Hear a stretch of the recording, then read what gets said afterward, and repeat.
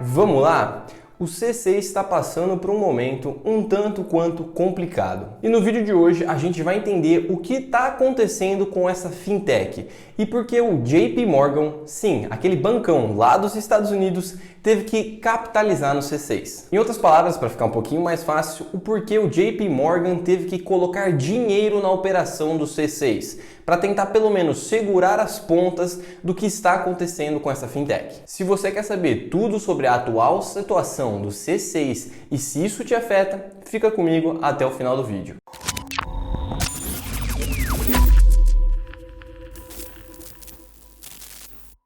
Se essa é a sua primeira vez aqui no canal, seja muito bem-vindo ou bem-vinda. Para quem não me conhece, eu sou Pedro Almeida, especialista certificado em investimentos, e esse é o Mundo do Investidor. Se você já acompanha o canal há algum tempo, não se esquece de socar aquele like para dar aquela força. E se você for novo ou nova aqui, assiste o vídeo até o final. Caso eu agregue alguma coisa, aí sim considera deixar o like. Para quem acompanha aqui o canal, sabe que eu já trouxe vídeos falando em específico sobre o C6 e outros bancos também, falando referente à saúde de cada uma das instituições. Principalmente no começo desse ano, onde a gente teve alguns bancos, tanto aqui no Brasil quanto nos Estados Unidos, indo à falência. A situação do C6 em específico não está nada boa quando a gente olha para o seu lucro barra prejuízo. Somente no ano de 2022, eles tiveram um prejuízo 3 vezes maior do que no ano anterior, totalizando 2,4 bilhões de reais em prejuízos. Ou seja, em 2021, o banco já vinha apresentando prejuízos e nos valores bem altos.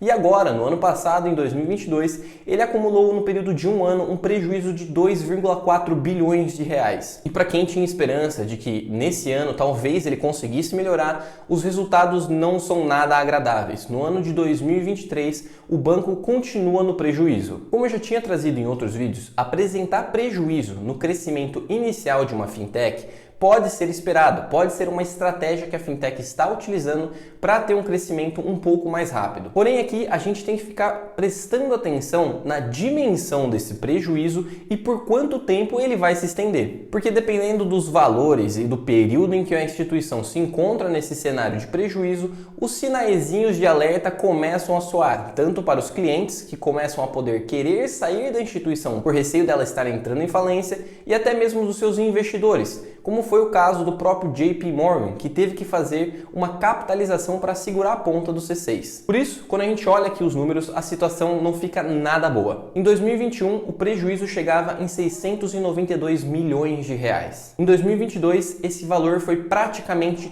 triplicado, chegando a um prejuízo de 2,4 bilhões de reais. E no primeiro semestre de 2023, como eu disse, o cenário não parece estar melhor, e eles vêm apresentando um prejuízo acumulado de 473 milhões de reais. Nesse ritmo, claro, vai ser melhor do que o ano de 2022, mas ainda assim é um baita de um prejuízo acumulado para um período de um ano. Agora, outro ponto importante que tem que ser levado em conta aqui, além desses prejuízos, é o índice de Basileia. Sim, aquele que eu trago em praticamente todos os vídeos aqui, falando sobre a saúde de cada instituição. Devido a esses prejuízos extremamente altos no período, o índice de Basileia acaba sendo consumido rapidamente também. Para quem não se lembra, o índice de Basileia é um indicador exclusivo para as instituições financeiras. Então esse indicador não vai ser encontrado quando você for avaliar outro tipo de empresa, seja ela de qualquer outro segmento. Como eu disse, o índice de Basileia é um dos principais indicadores para avaliar a saúde de uma instituição financeira. De maneira bem simples, o índice de Basileia vai medir o quanto a instituição tem de patrimônio quando comparado com o valor que ela possui de empréstimos. Em outras palavras, o índice serve para ver qual é a solvência da instituição. E aqui vem um dos grandes problemas para quem é cliente do banco. Quando nós olhamos para um período dos últimos 2 anos, esse indicador, o índice de Basileia,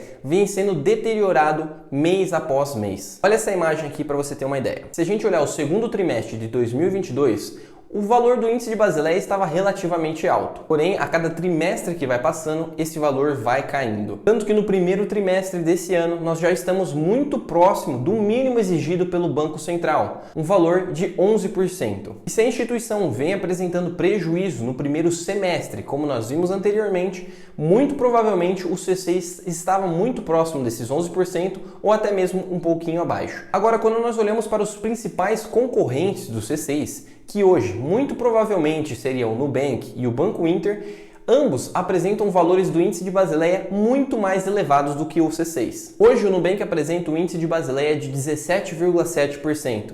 E quando nós olhamos para o Banco Inter, o resultado é ainda muito melhor, quase 3 vezes o valor apresentado pelo C6. Agora, o que pode explicar esse resultado tão negativo que o C6 vem apresentando? Praticamente a gente pode separar aqui em 3 fatores. O primeiro são os clientes inadimplentes e os calotes de empréstimo. O segundo motivo seria o tipo de estratégia escolhido pelo C6 para sua expansão. Assim como foi feito pelo Nubank nos seus primeiros anos, o C6 escolheu uma expansão bastante agressiva, e isso acaba custando bastante dinheiro. E por último seria a dificuldade de ganhar dinheiro com os seus clientes, ou seja, monetizar em cima de cada cliente que ele tem. Só para exemplificar o que eu estou falando, se a gente olhar para o primeiro trimestre de 2023, o C6 teve uma receita aproximada de 950 milhões dos juros. Porém, somente de provisões para devedores duvidosos já foram 650 milhões deduzidos desse valor. Ou seja, praticamente só com as pessoas que têm chance de não pagar, já foi 2/3 da receita embora. E aqui ainda falta colocar muitos outros custos envolvidos, como a própria estrutura do C6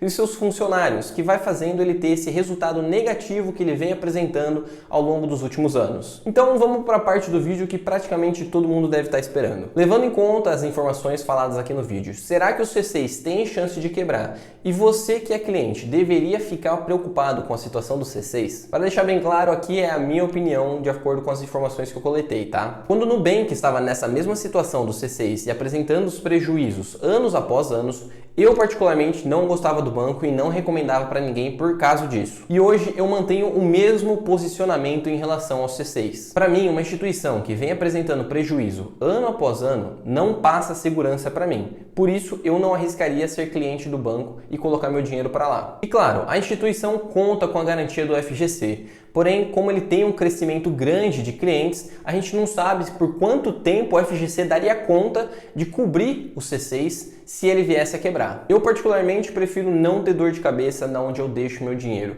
e me sentir seguro com a instituição que eu confio meus investimentos. Por isso, eu particularmente prefiro utilizar o Banco Inter como meu banco. Ele vem apresentando lucro ano após ano. E para quem não gosta do Banco Inter, hoje o Nubank já vem apresentando lucro. Mas esse é o meu ponto de vista. Eu prefiro um pouquinho mais de segurança, mesmo que eu perca algumas características que talvez só o C6 ofereça. Como, por exemplo, até pouco tempo atrás, o C6 era conhecido como o melhor banco de cartão de crédito, com um sistema de pontuação incrível. E até mesmo oferecia as tags para pôr no carro de maneira gratuita, que era um baita de um serviço. Mas se a gente olhar para hoje, o cenário já mudou. Os seus concorrentes já têm sistema de pontuação, tanto o Inter como o Nubank, e as tags são pagas, então deixou de ser um serviço interessante para muitos. Resumidamente, eu particularmente não ficaria tranquilo em ter todo o meu dinheiro lá pelo C6. Eu até poderia utilizar a Fintech para alguma coisinha ou outra, mas não como o meu banco principal. E sim, isso mesmo levando em conta tendo o FGC e tendo o JP Morgan por trás do C6.